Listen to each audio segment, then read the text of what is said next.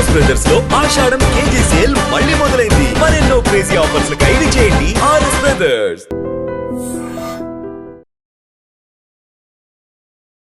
Hi sir, ఎలా ఉన్నారు? ఓం నమో వెంకటేశాయ. వెంకటాది సంస్థానం బ్రహ్మాండే నాస్తికించిన వెంకటేశ సమోదేవో నా భూతో నా భవిష్యతి. అది ఎందుకు చెప్పారు సార్? ప్రపంచం మొత్తంలో తిరుమల లాంటి ప్రదేశము ఎక్కడా ఉండదు, అక్కడ ఉన్నంత మనశ్శాంతి ప్రపంచంలో ఎక్కడా ఉండదు అని దాని సారాంశం. దానికి ఇంటర్వ్యూకి సంబంధం ఏమైనా ఉందా?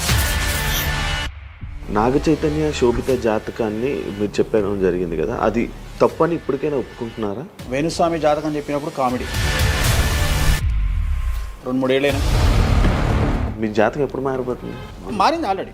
మారింది. ఇదే వీడియో కింద మళ్ళీ పెడతాడు ఎవడో, మళ్ళీ వచ్చిన వారా పంది అని పెడుతుంది. ఒక హీరోయిన్ తయారు చేయాలి అంటే ఎలా తయారు చేయాలో నాకు తెలుసు. ఒక హీరోని సూపర్ స్టార్ని ఎలా చేయాలో నాకు తెలుసు. ఎలా చేస్తారు మీరు? పూజలతోనే అయిపోతుంది. అంటే వాళ్ళకి టాలెంట్ అవసరం లేదు. అసలు టాలెంట్ అనేది ఇండస్ట్రీలో దానంత అమ్మాయిలు ఎందుకు వచ్చి చేయించుకుంటుంటారు పూజలు? ఒక రాజు కావాలంటే రాజ్యం కావాలి, ఒక రాణి కావాలంటే అర్థం కాదు. అమ్మాయిలకు బ్రెయిన్ కంటే కూడా వాళ్ళ సడన్గా ఇప్పుడు సెలబ్రిటీలు అందరూ బెట్టింగ్ యాప్లు ఇరుక్కుంటున్నారు. 2025 సంవత్సరంలో సెలబ్రిటీ అనే ప్రతి ఒక్కడు ఏదో సమస్య ఇరుకుతాడు. అది అల్లు అర్జున్తోనే స్టార్ట్ అయింది. రేపు పొద్దున ఈ 11 మంది కూడా. వేణుస్వామి గారు చేసిన తప్పులకి నలిగిపోతూ ఆయన మీద జరుగుతున్న ట్రోల్స్ తీయించడానికి లక్షలు ఖర్చు పెడుతున్నాడనే పబ్లిక్లో టాక్ అనేది నడుస్తుంది. నేను పిచ్చినా కొడుకున్నా. నేను ఆస్ట్రాలజీలో కానీ బ్రాహ్మణ్ కమ్యూనిటీలో కానీ నేను సన్నీ లియోను. నేను నా బట్టలు నేనే ఇప్పుకుంటా, నేను ఎవరిని ఇప్పనియ్యా. ఒకవేళ నేను అండర్వేర్ ఉంటే అదే అన్న లాగుదామని ఎవడో వస్తుండే, నేను అది కూడా ఇప్పేసిన. సుప్రీంకోర్టు ఇచ్చిన ఆర్డర్ ప్రకారం నేను వేరే అమ్మాయితో పడుకున్నా. ఆయన లారీ కళ్ళద్దాలు పెట్టుకుంటాడు అని ఒక జ్యోతిష్కుడు నన్ను విమర్శిస్తున్నాడు. అంటే అరే లారీ కళ్ళద్దాలు అది కొనాలంటే ఎంత ఉంటాయి? ఇంకా నువ్వు దాని గురించి మాట్లాడితే నువ్వు ఇక వాడిని కుక్క కంటే హీనంగా నేను చూడాలి తప్ప వాడిని. పాన్ ఇండియా ఆస్ట్రాలజీ 100% తప్పేముంది. యుఎస్, దుబాయ్ అవన్నీ వెళ్తున్నారంట. కామాఖ్యలో నాన్ వెజ్ ఉండదు, లిక్కర్ ఉండదు అని చెప్పి పబ్లిసిటీ చేశారు. అక్కడికి వెళ్ళే వాళ్ళు క్షుద్ర పూజలు వీళ్ళు వాళ్ళు వెళ్తుంటారు. శ్రీకాళహస్తిలో రేవంత్ రెడ్డి గారి గురించి మాట్లాడారు కాబట్టి ప్రెసెంట్ జనాల్లోని నెగిటివిటీ అని. రేవంత్ రెడ్డి జైలుకు వెళ్ళడానికి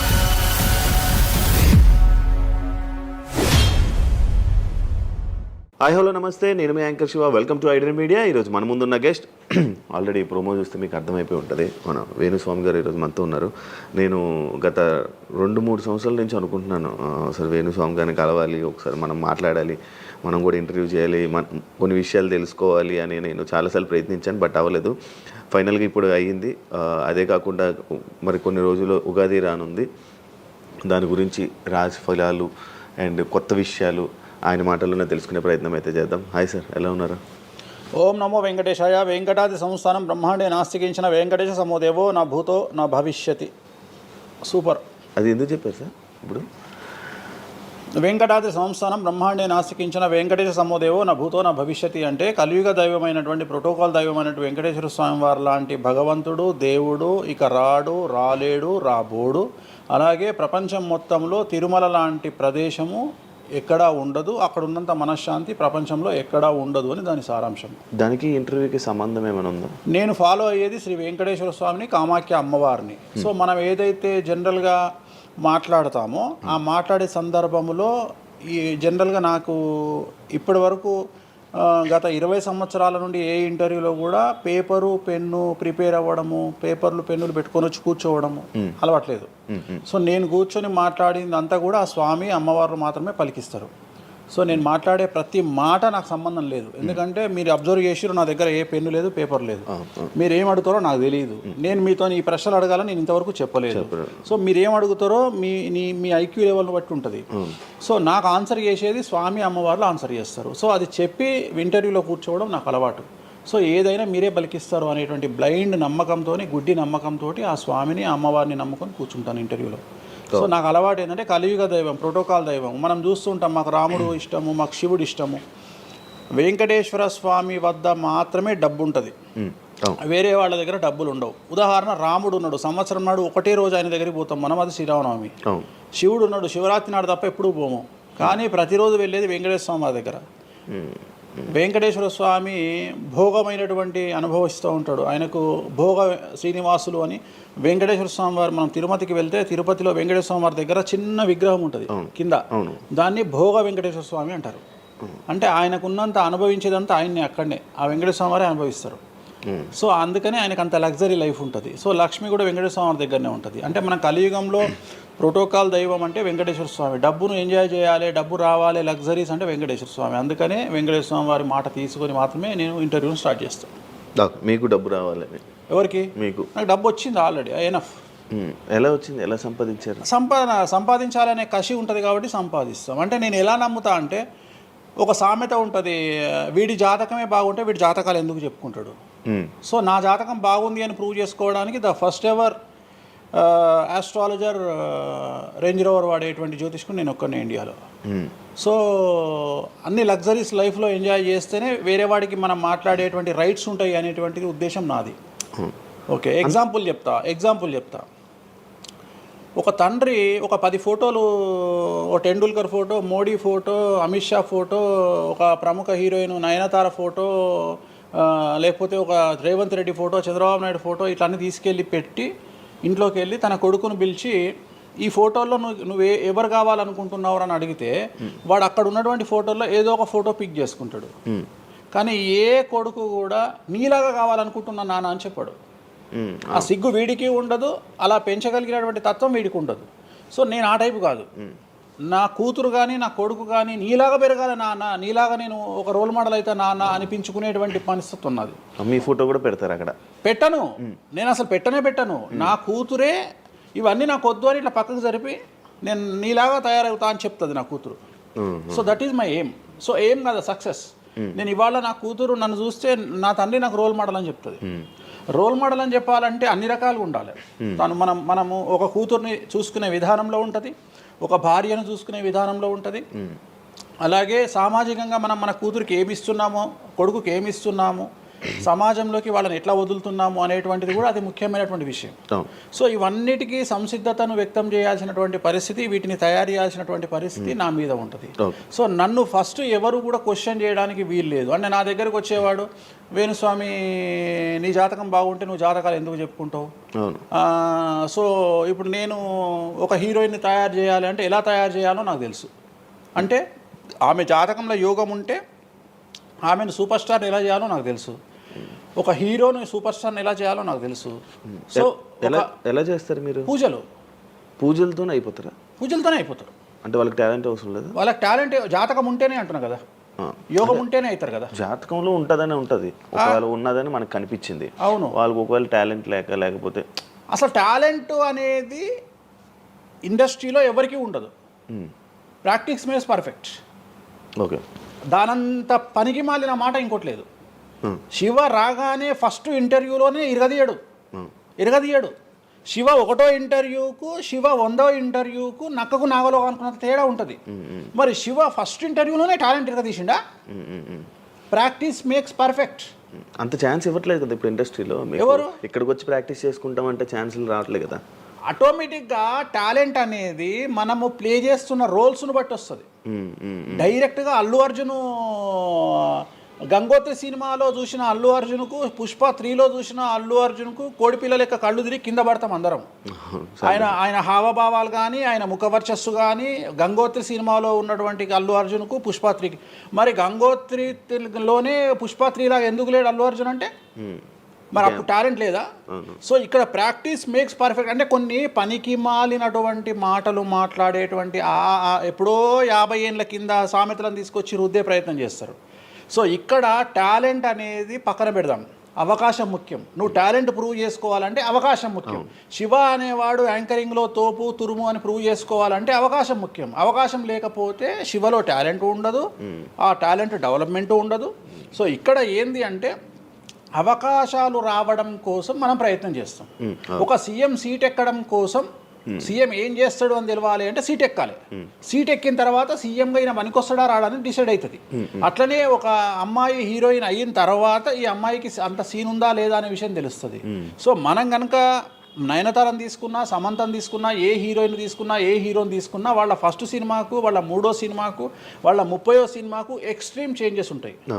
సో ఇవన్నీ ఎట్లా వస్తున్నాయి అంటే ఫస్ట్ సినిమాకి టాలెంట్ లేదు, వాళ్ళు సానబట్టబడతారు, వాళ్ళకు వచ్చేటువంటి క్యారెక్టర్ల ద్వారా వాళ్ళు ఆ లెవెల్కి వస్తారు. అట్లనే ఒక గ్రామస్థాయి సర్పంచ్ నుండి స్టార్ట్ అయినటువంటి వ్యక్తి వాళ్ళ రాష్ట్రానికి తెలంగాణకు ముఖ్యమంత్రి అయిన రేవంత్ రెడ్డి అంటే ఆయన ప్లానింగు, ఆయన ఎట్లా చేయాలి, ఎట్లా సీఎం కావాలి అనే ఆలోచనల ద్వారా ఇక్కడికి వచ్చిండు. తెలంగాణలో కాంగ్రెస్లో ఎంతోమంది తోపులు తురుములు ఉండగా రేవంత్ రెడ్డి ఎందుకు సీఎం అయ్యిండు అంటే రేవంత్ రెడ్డి టార్గెట్ సీఎం పదవి. మధ్యలో ఉండేవాళ్ళు వేరే వాళ్ళందరూ టార్గెట్ సీఎం పదవి కాదు, కానీ రేవంత్ రెడ్డి మాత్రమే అన్ని కష్టాలు పడ్డాడు, రేవంత్ రెడ్డి మాత్రమే సీఎం టార్గెట్ చేసుకొని వాళ్ళ పదవి వచ్చింది. సో ఇది ప్రాక్టీస్ మేక్స్ పర్ఫెక్ట్. సో మనం ఎంత ప్రాక్టీస్ చేస్తే అంత పర్ఫెక్ట్ అవుతాం. అంతేగాని టాలెంట్ చూపించుకోవాలి అంటే అవకాశం రావాలి, అవకాశం వచ్చిన దాన్ని వాడుకోవాలి, అన్నిటికంటే ధైర్యం కావాలి.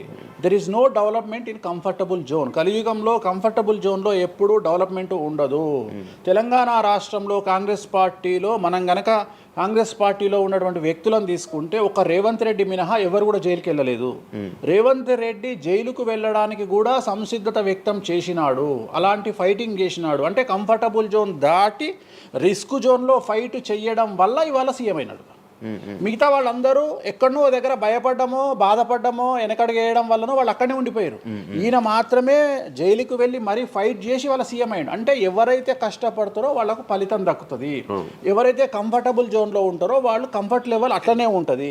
సో సమాజంలో మనం బయటికి వచ్చి ఫైట్ చేసి అన్నిటినీ ఎదుర్కొని 10 మందితో దొబ్బులు తిని సోషల్ మీడియాలో దొబ్బించుకొని కింద కామెంట్లు పెట్టించుకొని బండనాయదవా దొంగనాయదవా అని కామెంట్లు పెట్టించుకొని సో ఇవన్నీ ఓవర్కమ్ అయ్యి సమాజాన్ని అర్థం చేసుకొని వీళ్ళంతా పనికి మాలిన వెధవలు కామెంట్ల రూపంలోనే ఉంటారు అని మనం ఫైట్ చేస్తూ ముందుకు వెళ్తేనే మనకు లైఫ్ దొరుకుతుంది. ఇప్పుడు రేవంత్ రెడ్డి గారి గురించి మాట్లాడారు కాబట్టి ప్రజెంట్ జనాల్లోని నెగిటివిటీ నేను ప్రిడిక్షన్స్ని కానీ వేరే వాటిని చెప్పట్లా. నేను ఒక మంచి విషయాన్ని తీసుకొని మాత్రమే చెప్తా ఉన్నాను. నేను మంచి విషయాన్ని మాత్రమే తీసుకొని చెప్పాను. వేణుస్వామి గారు ఎప్పుడు అంటే లైక్ ఇందాక మాట్లాడుతున్నట్టు హీరోయిన్లు మనం టాలెంట్ ఉన్న వాళ్ళు చేస్తారు. ఎక్కువ వేణుస్వామి దగ్గర చేసుకున్న యాక్టర్స్ అమ్మాయిలే ఎందుకు వచ్చి చేయించుకుంటుంటారు పూజలు వేణుస్వామి గారి దగ్గర? ఒక రాజు కావాలంటే రాజ్యం కావాలి, ఒక రాణి కావాలంటే రాజు ఉంటే సరిపోతుంది. అర్థం కాలేదా? ఒక వ్యక్తి రాజు కావాలంటే రాజ్యాన్ని సంపాదించాలి. రాజ్యాన్ని సంపాదించాలంటే సగం జీవితం సంక నాకిపోతుంది ఒక వ్యక్తికి. అంటే శివ అనే వ్యక్తి ఒక 100 కోట్ల రూపాయలు సంపాదించాలంటే సగం జీవితం సంక నాకిపోతుంది. అవును, రైట్. కానీ శివను పెళ్లి చేసుకోవడానికి ఒక అమ్మాయికి మ్యాక్సిమం 10 మినిట్స్ చాలు. ఎస్, అంటే శివ నచ్చితే చాలు, శివకు అమ్మాయి నచ్చితే చాలు, పని అయిపోయింది. అంటే 10 నిమిషాల్లో ఆ అమ్మాయి 100 కోట్ల వారసురాలు అయిపోయింది. అలాగే 100 కోట్ల అధిపతి కూడా తనకు దక్కిండు. సో అమ్మాయిల డెవలప్మెంట్ అనేది ఎక్స్ట్రీమ్గా ఉంటుంది. ఉదాహరణ, ఒక ఇంటర్వ్యూకు 10 మంది అమ్మాయిలు 3 అబ్బాయిలు వస్తే ఈ 10 మంది అమ్మాయిల ఇంటర్వ్యూలు అయిపోయినాక వీళ్ళు సెలెక్ట్ కాకపోతే వాడి అదృష్టం మహాసుడిగా ఉంటే వాడు వస్తాడు సీన్లోకి. అంతే తప్ప 99% వీడు ఇక్కడనే కథం అయిపోతారు అమ్మాయిల దగ్గరనే, వాడికి అంత అవకాశం ఉండదు. సో కలియుగం అనేది 2002 తర్వాత షిఫ్ట్ అయింది. ఒకప్పుడు ఆడవాళ్ళకి అవకాశాలు తక్కువ, మగవాళ్ళకి ఎక్కువ. ఇప్పుడు టోటల్ రివర్స్ అయింది. ఏంటంటే 95% అవకాశాలు అమ్మాయిలకే ఉంటాయి, ఒక 5% మాత్రమే అబ్బాయిలకు ఉంటాయి. అందుకే అబ్బాయిలందరూ ఇప్పుడు అమ్మాయిలా మారిపోతున్నారు అంటారా? బెస్ట్ కదా. ఇప్పుడు మొత్తం జెండర్ అంతా మారిపోయింది. కారణం ఏంటంటే అమ్మాయిలకు ఉండేటువంటి వెసులుబాటు అబ్బాయిలకు ఉండదు. నేను అదే చెప్తున్నా. ఇప్పుడు మగవాడు కష్టపడి పైకి రావడానికి చాలా టైం తీసుకుంటుంది, ఆడవాళ్ళు పైకి రావడానికి చాలా ఈజీగా పైకి వస్తారు. నేను అనేది ఏంటంటే వాళ్ళ కష్టముతో పాటు వాళ్ళ గ్లామర్ వాళ్ళకు తోడవుతుంది. అవును, ఇప్పుడు మీరు ఏ పాయింట్ చెప్పారో అర్థమైంది. ఇప్పుడు అమ్మాయిలకి ఎలాగో అవకాశాలు ఉన్నాయి కదా, మరి ఆల్రెడీ వాళ్ళకి ఎలాగో అవకాశాలు వస్తాయి కాబట్టి మరి మీరు వాళ్ళని ఎందుకు అమ్మాయిలనే చూడడం? అంటే రాని వాళ్ళకు నేను చూస్తున్నా. ఇప్పుడు వచ్చిన వాళ్ళు నా దగ్గరికి రారు కదా. Okay okay. ఇప్పుడు కరోనా వస్తేనే హాస్పిటల్కి పోతాడు, కానీ కరోనా రాకముందే పోయి పండుకోడు కదా హాస్పిటల్. సో అట్లనే వేణుస్వామితో పని ఉంటేనే వస్తారు. రెండవది, అమ్మాయిలకు ఉండే వెసులుబాటు ఏంటంటే అబ్బాయిలు కూడా చేసుకుంటారు నా దగ్గర, కానీ అబ్బాయిల డెవలప్మెంట్ అనేది చాలా తక్కువగా ఉంటుంది. ఉదాహరణ, నా దగ్గరికి వచ్చే అమ్మాయిలు ఓన్లీ సినిమా కోసం రారు. చాలామందికి తెలియదు ఈ విషయం. అంటే చాలామంది ఏమనుకుంటారంటే వేణుస్వామి దగ్గరికి వచ్చే అమ్మాయిలు సినిమా కోసమే వస్తారు, రారు. నా దగ్గరికి వచ్చే అమ్మాయిలు ఒక రాజకీయ నాయకురాలిగా వక్తగా కావాలని వస్తారు. సో పొలిటీషియన్ కావాలని వస్తారు.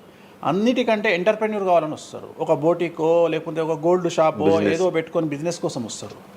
సో నా దగ్గరకు వచ్చేటువంటి వాళ్ళల్లో 10 మందిలో ఒకళ్ళు ఇద్దరు సినిమా ఇండస్ట్రీకి సంబంధించిన వాళ్ళు వస్తారు. 8 మంది వేరే వేరే వేరే వేరే వ్యాపారాలకు సంబంధించి చాలా ఉన్నాయి. ఇప్పుడు లైసెన్సింగ్ చేసేవాళ్ళు ఉన్నారు, చాలామంది తెలియదు. ఇప్పుడు ఢిల్లీలో లైసెన్సింగ్ చేసేవాళ్ళు 100 మంది అమ్మాయిలు ఉన్నారు నాకు తెలిసిన వాళ్ళు.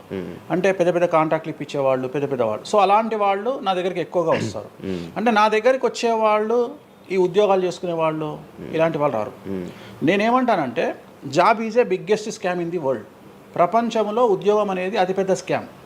సో దాన్ని ఇప్పుడు ఒక కోతి ఉంది, ఆ కోతికి మీరు డజన్ అట్టిపళ్ళు ఇవ్వండి, ఒక 2,000 రూపాయలు ఇవ్వండి, అది డజన్ అట్టిపళ్ళే తీసుకుంటుంది. కానీ ఈ 2,000 రూపాయలతోటి నేను ఒక 10 గెలలు కొనుక్కుంటాననే నాలెడ్జ్ దానికి లేదు. అంటే ఒక రకంగా జాబ్ అనేది ఇచ్చి ఆ వ్యక్తిని మనం మోసం చేయడం. సో జాబ్కి అలవాటు అయిపోయిన వాడు కంఫర్టబుల్ జోన్లోకి వెళ్ళిపోతాడు. సో నేనేం చెప్తా అంటే ఆ జాబు నుండి మనమే 100 జాబులు ఇచ్చే స్థాయికి ఎదగాలి అనే కసి ఉండి అక్కడికి వెళ్ళాలి. ఆ కసి ఉంటేనే పని లేదు. కలియుగంలో కష్టపడి అనే మాట మాట్లాడితే దానంత దరిద్రం ఇంకోటి లేదు. ప్రపంచంలో అతి పెద్దగా ఎక్కువగా కష్టపడేది గాడిది. అది ఈ పాటికి ఎక్కడో ఉండాలి, అది లేదు. రైట్. సో మనం కష్టపడడం కాదు, బ్రెయిన్తో పని చేయాలి. కష్టంతో పాటు బుర్ర ఉండాలి. కష్టం అనేది పనిచేయదు. నేను ఏమంటున్నానంటే ఈ ప్రపంచంలో బాగా కష్టపడేటువంటి మనిషి డ్రైనేజీలోకి దిగి పనిచేసేటువంటి సేవకుడు. సో ఆయన పడే కష్టానికి పర్ డే 10 లక్షలు ఇచ్చినా తక్కువనే. కానీ మనం ఆయనకి అట్లా ఇవ్వట్లా. అంటే ఇక్కడ బ్రెయిన్తో పనిచేసే వాడికే డబ్బు మిగులుతుంది. నేను మాట్లాడేది బ్రెయిన్తో. కానీ అమ్మాయిలకు బ్రెయిన్ కంటే కూడా వాళ్ళ అందముతో పనిచేస్తే డబ్బులు దొరుకుతాయి. ఇప్పుడు వాళ్ళ ఇప్పుడు మనం ఉన్నాం, నువ్వో నేను ఒక ఇన్స్టాగ్రామ్లో పోస్ట్ పెడితే ఎవరు చూడు. అదే ఒక అమ్మాయి పెడితే 2 మిలియన్లు వెళ్ళిపోతుంది. ఇప్పుడు అదే కదా జరిగేది. ఇప్పుడు బెట్టింగ్ యాప్స్లోకి వీళ్ళు ఎందుకు వచ్చారు అంటే వాళ్ళను ట్రాప్ చేసేవాడు కూడా ఈ అమ్మాయిలకు 2 మిలియన్ల ఫాలోవర్స్ ఉన్నారు, కనీసం 1 మిలియన్కు రీచ్ అవుతుంది వీళ్ళ వీడియో అనే ఉద్దేశంతో పెట్టిస్తున్నాడు. సో పెట్టడం ఎందుకు ఏంటి అనవసరం పక్కన పెడితే, వాళ్ళకుండే క్రేజ్, అమ్మాయిలకు ఉండే క్రేజ్ అలాంటిది. నేను అదే చెప్తున్నా, ఆ క్రేజ్ అమ్మాయిలకు చాలా ఈజీగా వస్తుంది. ఎందుకంటే గ్లామర్గా ఉండే అమ్మాయిలు చాలా ఈజీగా జనాల్లోకి వెళ్ళిపోతారు. సో చాలా వాళ్ళకు ఉండే అవకాశాలు చాలా ఎక్కువ. ఇప్పుడు రీసెంట్ మీరు బెట్టింగ్ యాప్ ఇన్ని రోజులు లేని బెట్టింగ్ యాప్, అంటే గత 2 సంవత్సరాల నుంచి ఫైట్ చేస్తున్నారు బెట్టింగ్ యాప్ల గురించి. వీళ్ళు సడన్గా ఇప్పుడు సెలబ్రిటీలు అందరూ బెట్టింగ్ యాప్లు ఇరుక్కుంటున్నారు. సెలబ్రిటీలే కాదు, 2025 సంవత్సరంలో సెలబ్రిటీ అనే ప్రతి ఒక్కడు ఏదో సమస్య ఇరుకుతాడు. అది అల్లు అర్జున్తోనే స్టార్ట్ అయింది. సో జాతకంలో అల్లు అర్జున్ యోగంలో 6వ ఇంట్లో శని, అల్లు అర్జున్ది కన్యారాశి. కన్యారాశి 6వ ఇంట్లో శనిలో ఉండగా అల్లు అర్జున్ జైలుకి వెళ్ళాడు. సో దానివల్ల ఆయనకు వెంట్రుక ముక్కతో సమానం. ఎందుకంటే తెల్లారు వచ్చి ఆయన టిఫిన్ చేస్తే ఆపలేరు, ఆయన టూర్కు పోతే ఆపలేరు, ఆయన రేపు పొద్దున పుష్ప 3కి 3,000 కోట్లు వసూలు చేస్తుంది, దాన్ని ఎవడు ఆపలేడు. అంటే ఒక వ్యక్తిని జైలుకు పోయి ఇచ్చినంత మాత్రం ఎవడు ఆపలేడు. మహా అంటే బెయిల్ తీసుకొని బయటకు వస్తాం. ఇప్పుడు రేపు పొద్దున ఈ 11 మంది కూడా సరే జైలుకు పోతారా పోరా, అంత తీవ్రమైన నేరమా నాకు ఐడియా లేదు. సో వాళ్ళు పోయినా మళ్ళీ 10వ రోజు వచ్చి మళ్ళీ 11 నాడు వాళ్ళు మళ్ళీ స్టేటస్ పెట్టుకుంటారు. దానివల్ల పెద్ద ఒక కొంపల మునిగేది ఏం లేదు. కాకపోతే ఇక్కడ జాతకరీత్యా ఎందుకే ఇప్పుడు జరుగుతుంది అంటే, ఎందుకు జరుగుతుంది అంటే ఎవరి జాతకంలోనైతే ఆ ప్రత్యేకమైనటువంటి టైమింగ్ వస్తుందో ఆ టైమింగ్లో ఉండేవాళ్ళు జైలుకు వెళ్ళడమో, సమస్యల పాలవడమో, మీడియాకి ఎక్కడమో. ఇప్పుడు అందరూ మీడియాకి ఎక్కిన అందరు జైలుకి వెళ్ళరు. సో ఇంకోటి ఏంటంటే, ఇప్పుడు ఒకప్పుడు జైలు అంటే భయము, ఇప్పుడు జైలు అనేది క్వాలిఫికేషన్. అంటే జనరల్గా ఇప్పుడు పొలిటీషియన్ అయితే జైలుకు పోగానే సీఎం అవుతాడు అనే నమ్మకం వచ్చింది అందరికీ. అట్లనే కొన్ని నమ్మకాలు వచ్చినాయి. ఇప్పుడు అల్లు అర్జున్ పోయి వచ్చిండు, ఏమైంది? సో అదే సినిమా ఇంకా ఆయన అనుకున్న దానికంటే ఇంకా కొద్దిగా ఎక్కువ డబ్బులు వసూలు చేసింది.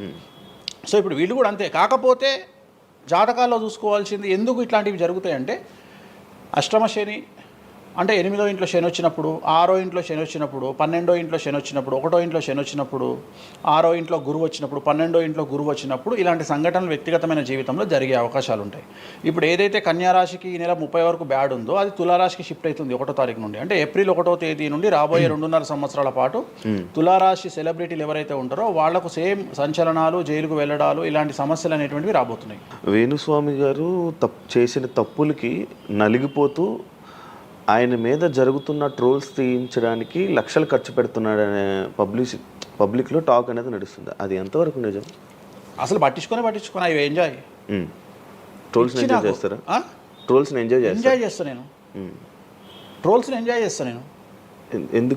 ఎందుకు అంటే నేను నమ్మేది ఏంటంటే any publicity is good publicity అని నమ్మే వ్యక్తిని. Bad or good publicity. నాకు నేను అనే పాయింట్ ఏంటంటే ఒక అంబానీ ఫ్యామిలీ పెళ్లిళ్ళు చేసుకున్నారు, 5,000 కోట్లు ఖర్చు పెట్టి పెళ్లిళ్ళు చేసుకోవడానికి ప్రధానమైన కారణం ఏంది? పబ్లిసిటీ పిచ్చి. వేణుస్వామికి 500 కోట్ల పబ్లిసిటీ ఫ్రీగా వచ్చినప్పుడు ఎందుకు వద్దంటాడు? పిచ్చిన కొడుక వేణుస్వామి అన్న కాదు కదా. ఒక ప్రైమ్ టైంలో 7 గంటలకు నేను ఒక ఛానల్లో అరగంట షో కొనాలంటే నాకు కనీసం ₹1,00,000 అవుతుంది. నేను పిచ్చిన కొడుకునా? నాకు వచ్చే పబ్లిసిటీ ఎంత ఎక్స్ట్రీమ్ పబ్లిసిటీ వస్తుంది. నేను ఎప్పుడు బాధపడతా? నా లైఫ్ డిస్టర్బ్ అయినప్పుడు బాధపడతా, నా ఫైనాన్షియల్ రూట్ ఆగిపోయినప్పుడు బాధపడతా. ఇప్పుడు నేను 12వ సంవత్సరంలో సినిమా ఇండస్ట్రీకి వచ్చిన. నా కమాండింగే మీడియా, నా కమాండింగే సినిమా ఇండస్ట్రీ, నా కమాండింగే పొలిటికల్, నా commanding all aspects of life. అలాంటి నేను నా జాతకాన్ని అంటే ఏం తెలియకుండానే బ్లైండ్గా వచ్చి మీడియా ముందర మాట్లాడేసి దొబ్బులు తిని వెళ్ళిపోదాం అనుకుంటున్నా? అంటే నాకంటూ కొన్ని క్లారిఫికేషన్స్ ఉంటాయి కదా. ఇప్పుడు ఉదాహరణ, ఇప్పుడు ఒక వ్యక్తి మీద ఒక లీగల్ అలిగేషన్ వచ్చినప్పుడు వాడు యాంటిసిపేటరీ బెయిల్ తీసుకుందామా, లాయర్ను మాట్లాడుకుందామా, ఏం చేద్దాం అని ఆలోచిస్తాడు కదా. అట్లనే మనం అడవిలోకి వెళ్ళేటప్పుడు టైర్ పంక్చర్ అయితే ఏం చేస్తామని ఆలోచించుకుంటాం కదా. అట్లనే ఒక అడవిలో ట్రావెల్ చేసినప్పుడు మనం ఆలోచించుకొని ట్యాంక్ డీజిల్ ఫుల్ చేయించుకుంటాం కదా. సో అట్లా నాకు ఉండవు ఆలోచనలు. నేను ఆలోచించుకోకుండానే ఇలాంటి పనులు చేస్తున్నా. సో వేణుస్వామిని దెబ్బ కొట్టాలి అన్నా, ఎవరిని దెబ్బ కొట్టాలన్నా ఫైనాన్షియల్గా దెబ్బ కొట్టాలి.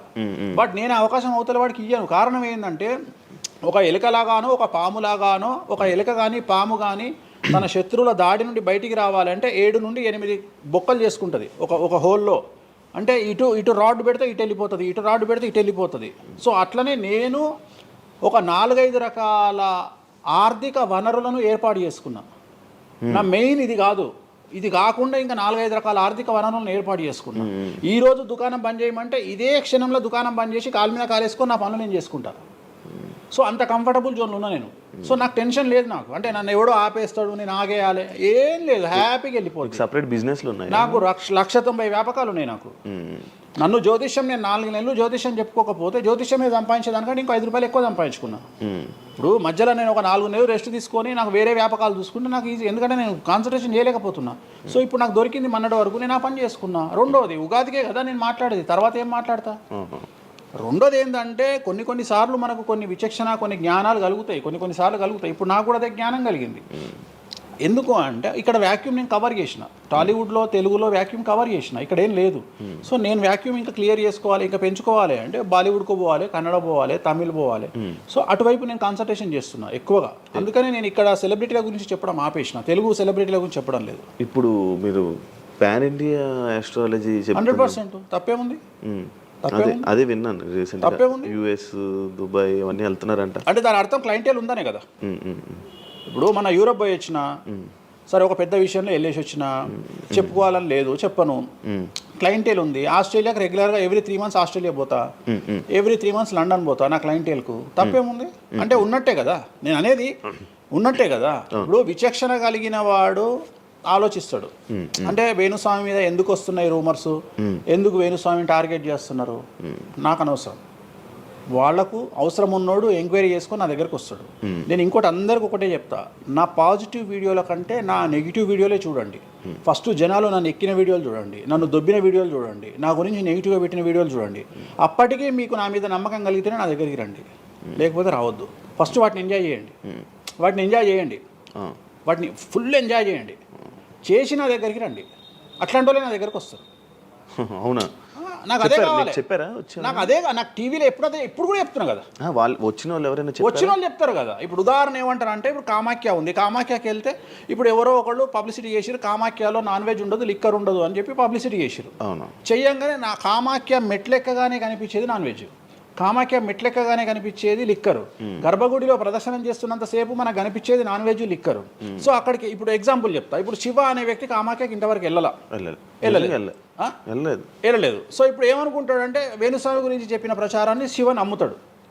నాకు అదే కావాలి, ఇప్పుడు నమ్మడమే కావాలా. కానీ శివ నెల తర్వాత కామాఖ్యకి వెళ్తాడు. వెళ్ళిన తర్వాత ఎక్కడ చూసినా అడుగున నాన్ వెజ్, లిక్కర్ కనిపిస్తుంది శివకు. శివకు లాస్ట్కు ప్రసాదం కూడా నాన్ వెజ్ ఇస్తారు, ప్రసాదం కూడా లిక్కరే ఇస్తారు. అంటే తాగున ఆయన అని చెప్పి చేతిలో పోస్తారు. అంటే తీర్థంలో లిక్కర్ పోసి మీకు తీర్థం ఇస్తారు, మీరు తీర్థం తాగుతారు, లిక్కర్ పోసిరు. అప్పుడు ఒకసారి మీకు గుర్తొచ్చేది ఎవరు? వేణుస్వామి. ఓహో, వేణుస్వామి చెప్పింది 100కు 100% నిజము. అంటే మనం మూర్ఖులము, ఇన్ని రోజులు నమ్మింది, మనం తప్పు చేసినాం వేణుస్వామి విషయంలో అని లేదు. అక్కడికి వెళ్ళే వాళ్ళు క్షుద్ర పూజలు వీళ్ళు వాళ్ళు వెళ్తుంటారు. అసలు క్షుద్రం అంటే ఏంది? క్షుద్ర పూజలు శ్మశానంలో చేస్తారు. ఇవి వామాచార పూజలు. మందులలో, అలోపతి మందుల్లో రెగ్యులర్ మందులు స్టిరాయిడ్స్ లాగా స్టిరాయిడ్స్ అనేవి ఇవి. సో నాలెడ్జ్ లేకపోతే నిమ్మకాయలు పెట్టిన ప్రతి చోట క్షుద్ర పూజ అంటే, శ్రీకాళహస్తిలో నిమ్మకాయలతోనే పూజ చేస్తారు. క్షుద్ర పూజ నాది అంటే వేణుస్వామి పూజలు చేయడం క్షుద్ర పూజలు, వామాచార పూజలు. వామాచార పూజ నేను అనేది ఏంటంటే, నేను అది ఇప్పుడు ఇందాక అదే చెప్పిన, అనేవాడు ఫిల్టర్ లేకుండా ఎన్నన్నా అనుకొని, ఒకవేళ అట్లా అనుకుంటే వేణుస్వామి క్షుద్ర పూజలు చేస్తే సోషల్ మీడియాలో ఎందుకు పెట్టుకుంటాడు? నా లైఫ్లో నేను చెప్పేది ఒకటే, నేను ఆస్ట్రాలజీలో కానీ బ్రాహ్మణ్ కమ్యూనిటీలో కానీ నేను సన్నీ లియోను. నేను నా బట్టలు నేనే ఇప్పుకుంటా, నేను ఎవ్వరిని ఇప్పనియ్యా, నా బట్టలు నేనే ఇప్పుకుంటా. నేను దొంగతనంగా ఇవాళ వరకు పూజ చేసినా, దొంగతనంగా చెయ్యలేదు. పైన పూజ అవుతుంది, మీరు కెమెరా తీసుకొని పోయి పెట్టుకోండి. నాన్ వెజ్ పెట్టిర్రు, లిక్కర్ పెట్టిర్రు, పైన పూజ అవుతుంది. సో మీ ఇష్టం వచ్చినవి తీసుకోండి. నేను శాస్త్రానికి విరుద్ధంగా చేస్తే అమ్మవారు నన్ను సర్వనాశనం చేస్తుంది. నాకెవడన్నా అడ్డొచ్చి అనవసరంగా అమ్మవారిని బద్నాం చేస్తే వాడు సర్వనాశనం అవుతాడు. Simple logic. ఇంట్లో పెద్ద ఏం లేదు, ఇంట్లో నేను పెద్ద గొప్పగా చెప్పుకునేదే లేదు. వామాచారాన్ని క్షుద్ర పూజలుగా భావించి మాట్లాడుకుంటే మీ కర్మ. ఇంకోటి, నేను ఎందుకు లైవ్లో పెడతా పూజలన్నీ? ఎందుకు పెడుతున్నా అంటే, నేను చేసేటి సక్రమమైనటువంటివి కాబట్టే పెడుతున్నా.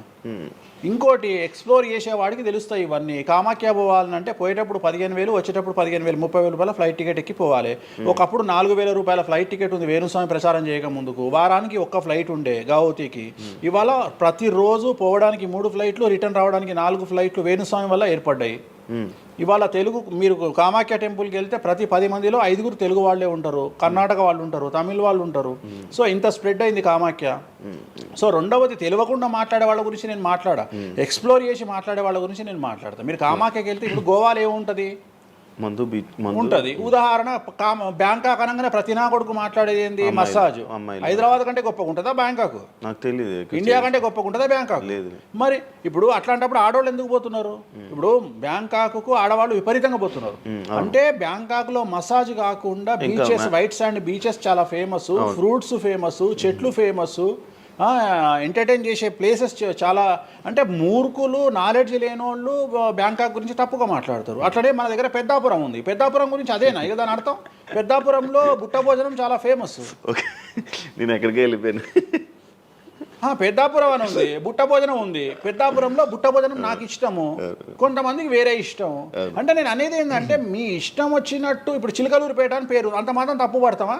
అంటే మూర్ఖపు వేదవాళ్ళు మాట్లాడే మాటలకు నేను తీసుకోవాల్సినటువంటి పని నాకు లేదు. రెండవది, కాదేది విమర్శకు అనర్హం. అంటే వేణుస్వామి దగ్గర విషయం ఉంది, వేణుస్వామి సెలబ్రిటీ కంటెంటు, లేదా వేణుస్వామిని ట్రోల్ చేసినా, వేణుస్వామిని తిట్టినా, వేణుస్వామి గురించి సబ్జెక్టు పెట్టినా, కనీసం మనకు ఒక వీడియోతోని ఒక 5 జీతాలు వెళ్తాయి అనేటువంటి నమ్మేటువంటి ప్రజల గురించి నేను మాట్లాడను. ఎందుకంటే నా వల్ల వాళ్ళ జీతాలు వెళ్తున్నప్పుడు నేను సంతోషపడతా. నా వల్ల జీతాలు వెళ్తున్నప్పుడు నేను ఎంత తిడితే నాకు అంత ఆనందం. ఎందుకంటే వేణుస్వామి మంచోడు అని చెబితే ఎవడు చూడడు. వేణుస్వామిని తిడితే 5 లక్షలు చూస్తాడు. 5 లక్షలు అంటే కనీసం 30,000 రూపాయలు. అంటే నాకు తెలియదు సరిగా, ఒక జీతం వెళ్ళిపోతుంది కదా. సో నేను అనే పాయింట్ ఏంటంటే, నన్ను తిడితే నేను అసలు బాధపడను, నన్ను తిడితే నేను సంతోషపడతా. కారణం ఏంటంటే, అట్లీస్ట్ ఆ వీడియోతోని నన్ను ఒక 1000 మంది అన్న గుర్తుపడతారు. ఇప్పుడు ఆస్ట్రాలజీ పరంగా నాకు ఉండే గుర్తింపు నాకు ఉంది, నేను కాదనను. కానీ ఇంకా నా గుర్తింపు నేను పెంచుకోవాలంటే ఎట్లా పెంచుకుంటా, నాతో అయిపోయింది. ఇంతకంటే నేను ఏం చేయలేను. ఇక నేను మ్యాక్సిమం చేసేసిన ఆస్ట్రాలజీలో. ఇప్పుడు వేణుస్వామి అంటే సౌత్ ఇండియాలో వేణుస్వామి అనగానే ఆస్ట్రాలజీ పేరు వస్తుంది, ఆస్ట్రాలజీ అనగానే వేణుస్వామి వస్తాడు. ఎవడు అవునన్నా కాదన్నా నేనే మార్గదర్శకం, దీంట్లో అనుమానమే లేదు. కానీ ఇంతకంటే నాకు ఇంకేదో కావాలి అంటే నేను డబ్బులు, ఇప్పుడు మీరు నా దగ్గరకు వచ్చిర్రు, ఎక్కడైనా నా నేమ్ ప్లేట్ మీరు చూసిరా? చూడలేదు. నా ఫోటో కనిపిస్తుందా మీకు నా ఆఫీస్లో? లేదు. అది నా రేంజ్, అది నా రేంజ్. నాకు విజిటింగ్ కార్డు ఉండదు, నాకు విజిటింగ్ కార్డు ఉండదు, నాకు నేమ్ ప్లేట్ ఉండదు, నాకు నా ఫోటో ఉండదు ఎక్కడ. అమ్మవారి ఫోటోలు, వెంకటేశ్వర ఫోటోలు తప్ప నా పర్సనల్ ఫోటోలు నేను ఎక్కడ పెట్టుకోను. మీరు నన్ను వేణుస్వామి కాదు ఎల్లయ్య అన్న నేను యాక్సెప్ట్ చేస్తాను. ఒకవేళ ఒక రోజు యాంకరింగ్లో ఒక ఆమె ఏం చేసిందంటే, అమ్మాయి ఇంటర్వ్యూ చేయబోతూ వేణుస్వామి కాకుండా ఏదో కొత్త పేరు చెప్పింది. కొత్త పేరు చెప్పి భయపడ్డది. అంటే నేను ఫ్లోలో చెప్పేసి భయపడ్డది. స్వామి తప్పు చెప్పినా అంటే నీ ఇష్టం వచ్చిన పేరు చెప్పుకోపో అన్న. జనాలకైతే నేను వేణుస్వామి అని తెలుసు కదా. ఇప్పుడు వేణుస్వామి బొమ్మేసి పుల్లయ్య అంటే ఇక వేణుస్వామి అనుకుంటారు కదా జనాలు. నేను అనేది అది. సో నాకు ఎంత విమర్శ చేస్తే ఐఎమ్ ఫీల్ హ్యాపీ. అదే మీ గురించి మీరు అంత క్రియేట్, జనాల్లో అందరికీ తెలుసు, అంత ఉంది ఆల్రెడీ. నేను మౌత్ పబ్లిసిటీని నమ్ముతా. మౌత్. రెండవది సింపుల్ లాజిక్. తెలుగు జనాలు అంత పిచ్చోళ్ళ. ఎక్కడ ఎవరి గురించి నెగిటివ్ పడుతుంది, ఏం పడుతుంది, ఎందుకు పడుతుంది, దీని వెనకాల ఏం జరుగుతుంది అని ఆలోచించలేనంత చవటలో నేను అనుకోను. ప్రతి యాడ్ను క్షుణ్ణంగా పరిశీలిస్తారు, ప్రతి టీవీలో టెలికాస్ట్ అయ్యే ప్రతిదీ క్షుణ్ణంగా పరిశీలిస్తారు, దీని వెనక వీళ్ళ మోటో ఏంది అనేది కూడా ఆలోచిస్తారు. సో చాలా సింపుల్గా అనలైజ్ చేస్తారు.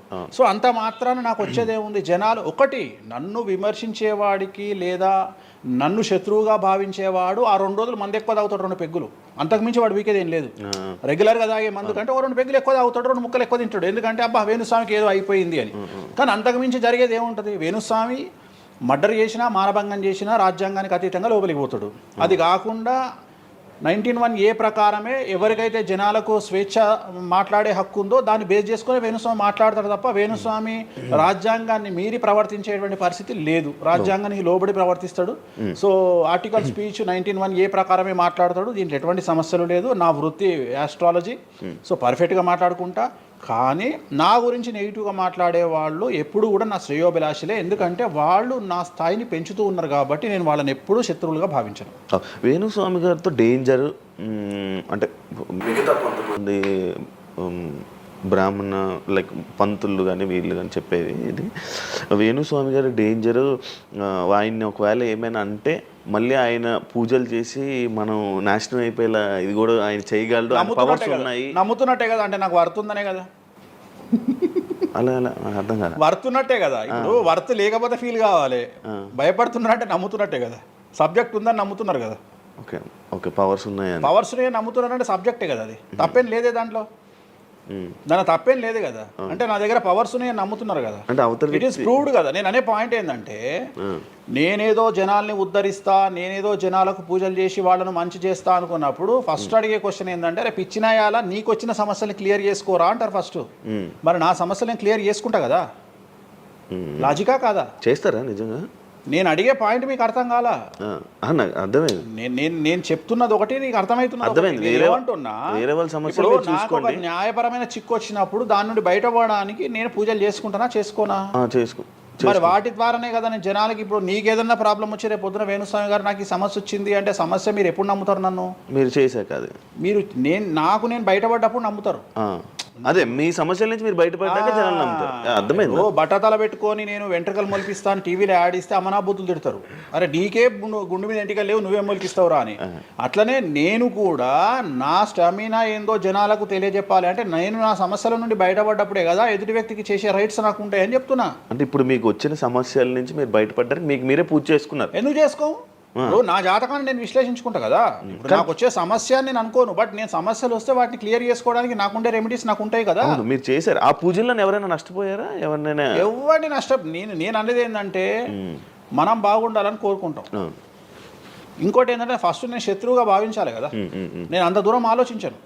నేను ఎదుటి వ్యక్తిని శత్రువుగా ఎప్పుడు భావిస్తా అంటే వ్యక్తిగతంగా వచ్చి నన్ను కొట్టినప్పుడు నేను భావిస్తా. అంటే నా గురించి చెడుగా మాట్లాడడం అనేది నాకు శత్రువు కాదు, ఎందుకంటే వాళ్ళ వృత్తి అది. బోల్డ్ మంది మాట్లాడతారు అందరితో, అందరూ శత్రువులు. నేను అదే అంటున్నా. ఇప్పుడు ఇదే వీడియో కింద మళ్ళీ పెడతాడు ఎవడో, మళ్ళీ వచ్చిన వారా పంది అని పెడతాడు. ఇప్పుడు నేను వాడిని వాడిని ఇల్లు ఎత్తుక్కుంటూ పోవాలా నేను? వాడిని ఇల్లు నాకు కనీసం లక్షల్లో క్లయింటేల్ ఉంటుంది. ఈ వీడియో కింద తిడితే తిడితే ఒక 10 మంది తిడతారు. ఈ 10 మంది అలవాటైపోయి అలవాటు కాదు, కలియుగ ధర్మము. నేను చాలా ప్రాక్టికల్గా ఉంటా. నేను చాలా లేకపోతే ఎంత దమ్ము ఉంటే ధనిష్టల నేను వచ్చి మందు తాగుతా, నాన్ వెజ్ పెడతా అని చెప్పుకోవాలంటే చాలా విషయం ఉండాలి, మామూలు విషయం కాదు.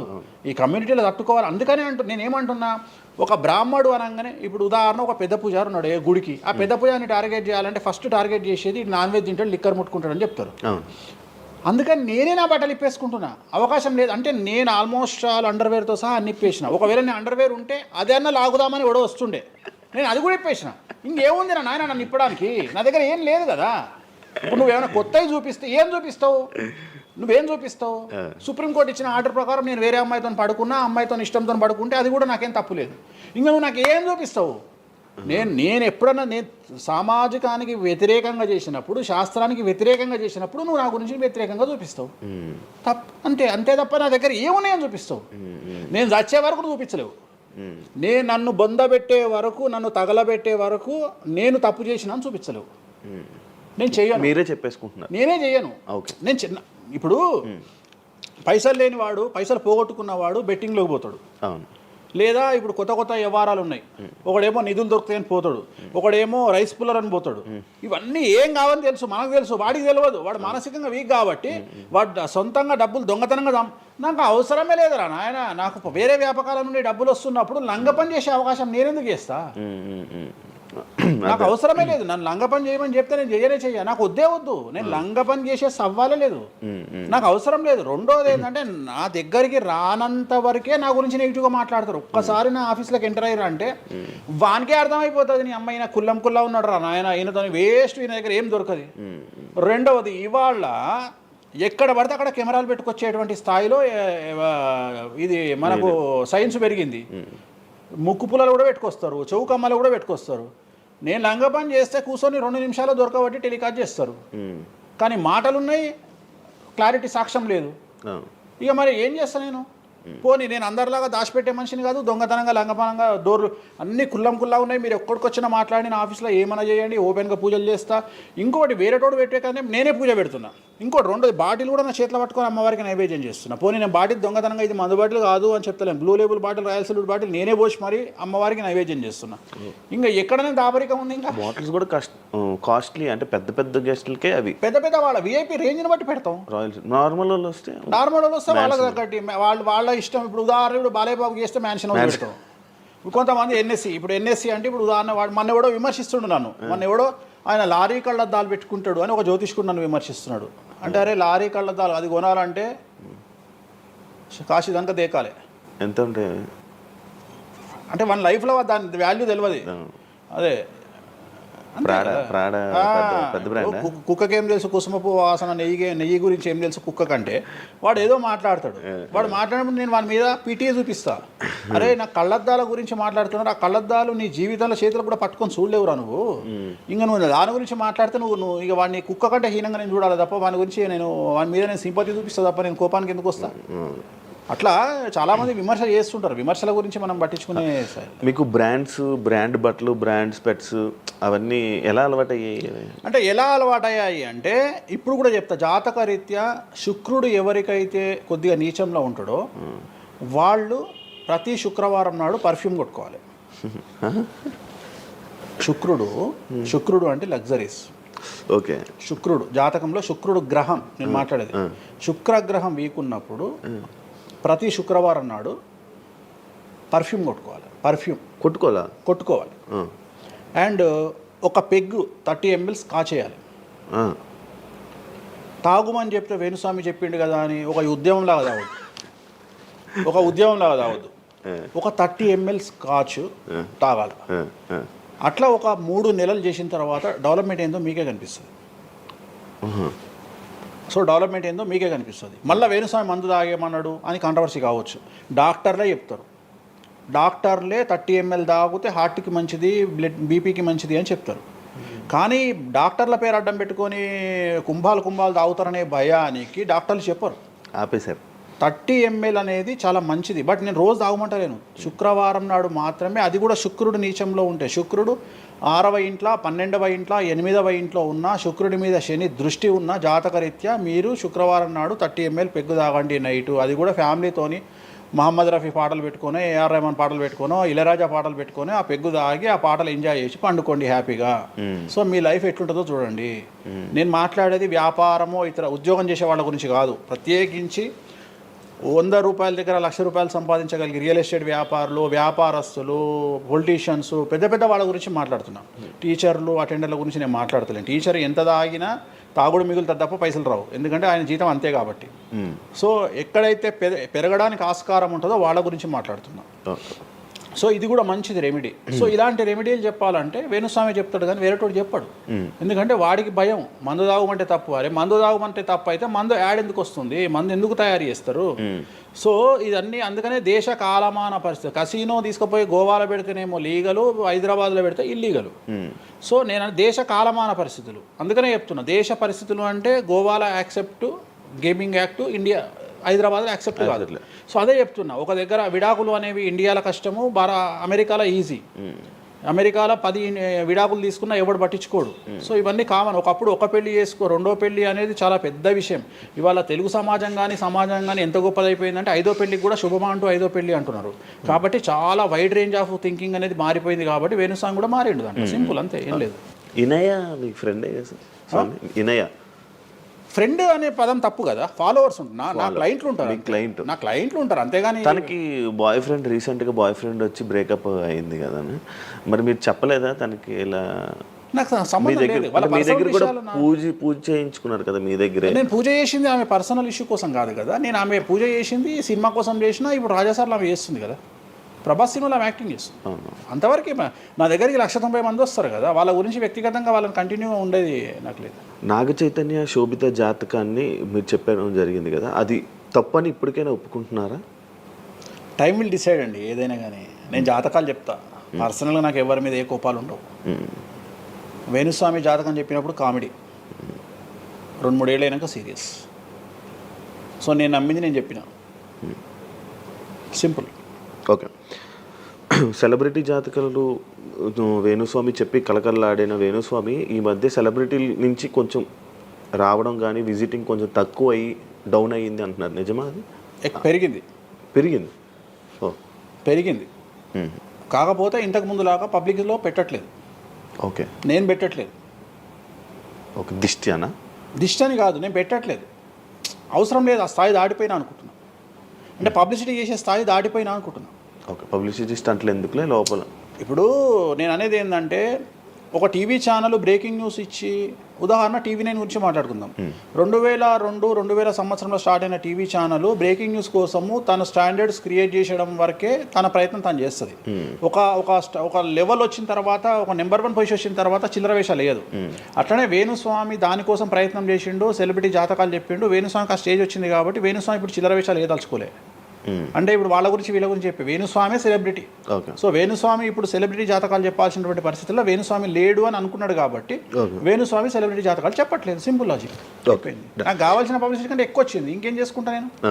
నాకు ఎక్కువ ఎక్స్ట్రీమ్ వస్తుంది, నాకు వద్దు. ఇప్పుడు వేరే వాళ్ళు ఉన్నారు, వాళ్ళు చెప్పుకుంటున్నారు. ఇప్పుడు నేను స్లో చేసినప్పటి నుండి ఆగస్టు నుండి మీరు యూట్యూబ్ చెక్ చేస్తే వేరే జ్యోతిష్కులు వేసుకుంటారు. అంటే ఇప్పుడు వేరే జ్యోతిష్కులు కంటిన్యూ అయిపోతున్నారు. సినిమా హీరోల గురించి చెప్తున్నారు, పొలిటీషియన్ల గురించి చెప్తున్నారు. నేను తమ్మునేలు చూస్తుంటా కదా, విపరీతంగా చెప్పుకుంటారు. మీ నుంచే స్టార్ట్ చేశారు. నేను అదే చెప్తున్నా. కానీ నేను చెప్తే మనోభావాలు దెబ్బతింటాయి, కానీ వాళ్ళు చెప్తే తినవు. ఎందుకంటే నాకున్న స్ట్రైక్ రేట్ అట్లాంటిది.